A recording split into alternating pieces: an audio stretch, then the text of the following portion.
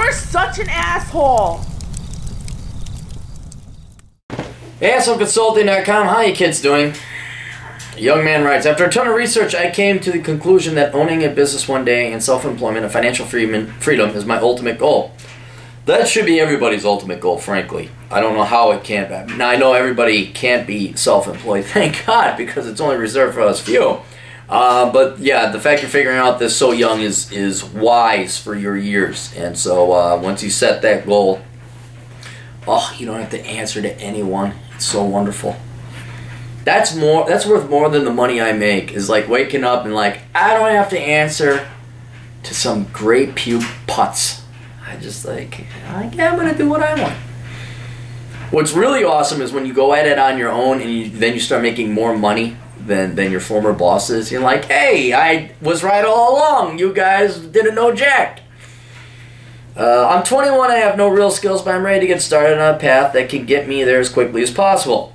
I've already taken the initiative to read books and research online about the subjects as well as minimalism. I've considered accounting so that one day I might become a CPA. It would take me 2 more years to obtain an accounting degree. I've considered the trades like HVAC, becoming an electrician, etc. With that I could start learning skills with that now, make money now, and then start a trade business later. Yeah, that's usually how it goes. Any other ideas that are demanded would be appreciated. I'm willing to start now and learn damn near anything.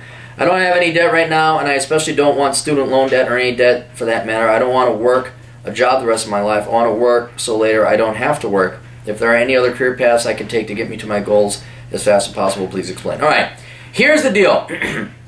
The reason I'm not angry is because you asked the correct question and not the typical 20-year-old dude bro question. So what should I do to make money? What should I do to start a business? All right, you know that, okay, I got to do something that will lead to having a skill or a trade or an idea or a thought that would lead towards entrepreneurship. And your thoughts you're going down the right way. You're being logical, because whether you're a CPA, an electrician, plumber, those are all trades, including the CPA.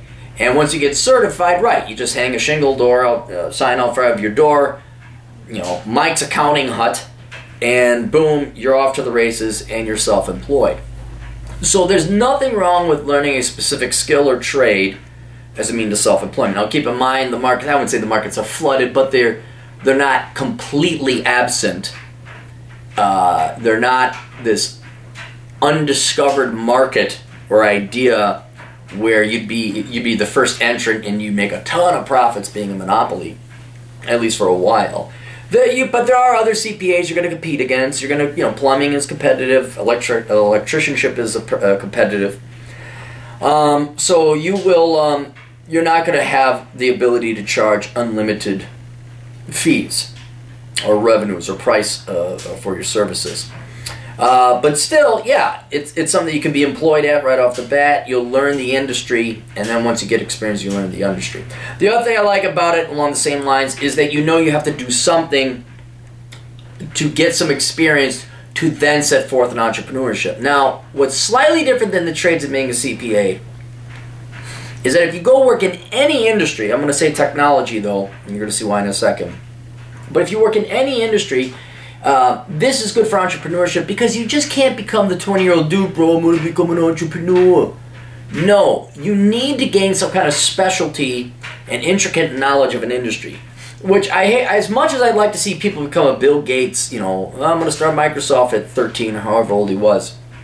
For the most part, you got to spend at least 10 years in an industry to know the steel industry, to know the toy industry, to know the computer programming industry, to know this industry, to know that industry. So then you get very familiar with it, and then you start to realize opportunities, or entrepreneurial opportunities that exist but no one's capitalizing on. Another perfect example would be the Heinz ketchup bottle. Somebody had to be working in ketchup to figure, hey, instead of these glass bottles where we're hitting them and let's make a big plastic one, put it upside down, big cap, squirts out like that. Somebody was working in the industry on that. So it not only provides you employment, it not only provides you a career, not only more or less forces you to get some kind of a skill or a trade or an education, but it's almost necessary, I would say, to work in the industry to figure out, hey, I want to do that. Or, hey, these guys over here are not realizing what's going on over here in this industry, and I'm going to come up with a program or a company that solves that problem. So, and most people, to be honest, they don't want to put forth that effort. They don't. They want to go straight to the entrepreneurship when they have no expertise, wisdom, guidance, or thorough knowledge of a market or an industry or a company or a sector of the economy. So in that case, you could kind of do anything. You can go into whatever it is that you want, and if you got the eagle eye and you're keeping an eye out for entrepreneurial opportunities, you'll find them. Hopefully they're profitable. Not all of them are profitable, but hopefully you'll find them, and it all takes is one. It just takes one. Now, the best industries to go into where there are more entrepreneurial opportunities are the ones that are on the cutting edge of technology and scientific evolution. So computers, programming, people looking at artificial intelligence, medicine, that's a hard one. Like if you had to become a doctor, that's a lot of education. But pharmacy, drugs, you want to go where the industry is developing new things or pushing new boundaries. You could go work for Kraft and learn to make cheese, I guess, but I don't think there's going to be a ton of entrepreneurial opportunities there. But something to deal with the internet, something to do with bandwidth, something to do with cell tech, something that it is new in its stage. It hasn't existed that long, and it's still evolving. That is where the most opportunities for entrepreneurship are.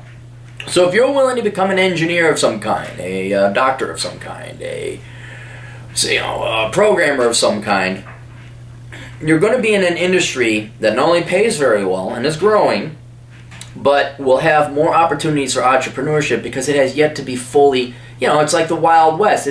You haven't fully explored this state yet. What else is out there? So I think, you could go the traditional route, CPA, HVAC, trades, plumbing, electricity. But I would definitely say, if you're willing to put in, nothing wrong with the CPA, but it's been done. But you got 2 years in with all your prereqs out of the way. You got another 2 years. I can't tell you what to do, but start thinking about whether you want to become a chemical engineer. Do you want to go into computers? You want to go into IT? Nothing wrong with being an accountant or a plumber.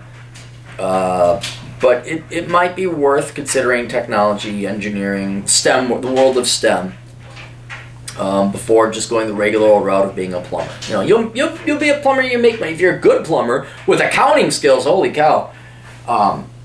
Man, the trades, let me say this, CPAs is going to be more competition because CPAs are smart. To get a CPA, you got to be smart.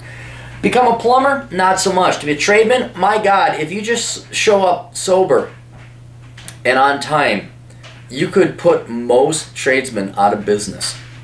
Now, the issue is finding workers that show up sober and on time, too. That's it. But if you yourself, you want to be a one-man show and you can show up on time and sober and do a good job, you can blow these people out of the water. It's like, how do you, it's so easy to be a guy now when it comes to women. It's like, just be in shape and be tall. That's it. Hit the gym. Don't be a soy boy. Girls, same thing. Wear a dress, grow long hair. Don't have your face tattooed up. There you go. Your competition is not that stiff. So, but anyway, all right. So that's to get those goals as fast as possible. It's not going to be as fast as possible. I mean, keep an eye out. Every great once in a while, there's an idea that comes along. You're like, oh, that's really cool. Let's try that, and it actually works and it pays off. But if you want to do a good job of entrepreneurship, you have the right mentality. You have the right idea. You're looking. That's good. Nobody looks. Nobody looks for problems to solve or opportunities to capitalize on, so that's good. You got the eye for it, but now you just got to go, it's like you can't be in Nebraska. I'm looking for opportunities and summits to climb. Well, there are no summits to climb in Nebraska. You're in the world of tradesmen. You're in the world of accounting. You got to go to Colorado where there's mountains, there's peaks to climb, valleys yet to be discovered, and you climb up like, oh, hey, I can go over there. We can do that. That's where you got to go. You got to go to the industries that are growing and booming and have not yet fully matured. So it's a long hike to Colorado from Kearney, Nebraska, which has the little bridge that goes over the highway, and that's all you see from the Iowa border to the Wyoming border in Nebraska. All right, you guys got questions? Captain's got answers over at assholeconsulting.com. Also, tune in to the Older Brother Podcast. Check that out. You can just search Older Brother Podcast or the Clary Podcast. They're both on the same SoundCloud RSS feed. What else?